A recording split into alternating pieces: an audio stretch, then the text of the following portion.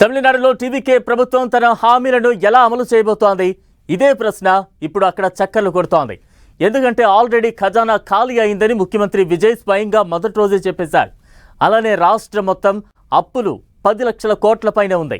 అలాంటప్పుడు ఈ ప్రశ్న రావడం సహజం. అయితే ప్రభుత్వం అప్పుల్లో ఉన్నా సరే తమిళనాడుకు వచ్చిన ఢోకా లేదని డోంట్ ఫియర్ విజయ్ హియర్ అంటున్నారు. అదెలాగంటారా? Watch the story.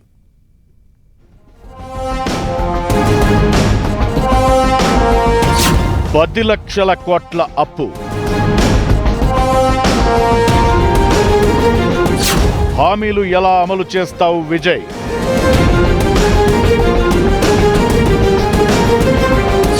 కొండంత ఆర్థిక భారం తట్టుకోలేక చేతులెత్తేయడం ఖాయమంటూ సెటైర్లు.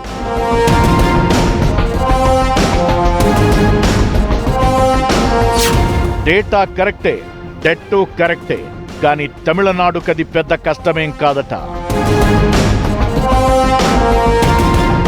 దేశంలోనే అత్యంత ఎక్కువ అప్పున్న రాష్ట్రాల్లో తమిళనాడు ఒకటి, సందేహమే లేదు. అలానే దేశం మొత్తం జీడీపీలో 10% ఇక్కడి నుంచే వస్తుందన్నది నిజమే. తమిళనాడు రాష్ట్రంపై 10,40,000 కోట్ల అప్పుంది.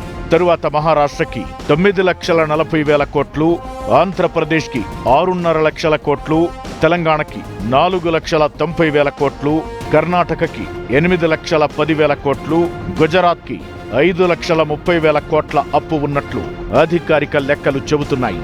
తమిళనాడు విషయమే చూస్తే 2016 2,80,000 కోట్ల నుంచి ఈ 10,40,000 కోట్లకి 10 ఏళ్లలోనే పెరిగింది.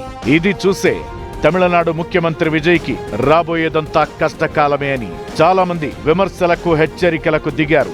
అయితే సిచ్యువేషన్ అంత సీరియస్ కాదని కొందరు మరికొన్ని ఆర్థిక గణాంకాలతో చెబుతున్నారు.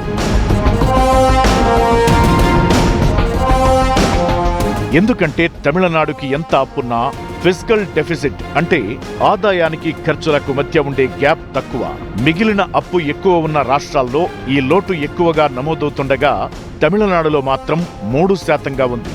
అలానే రాష్ట్రం వేగంగా వృద్ధి సాధిస్తుండడం, మొత్తం జీఎస్డీపీలో అప్పు నిష్పత్తి పరిధి దాటకపోవడం గమనించాలి.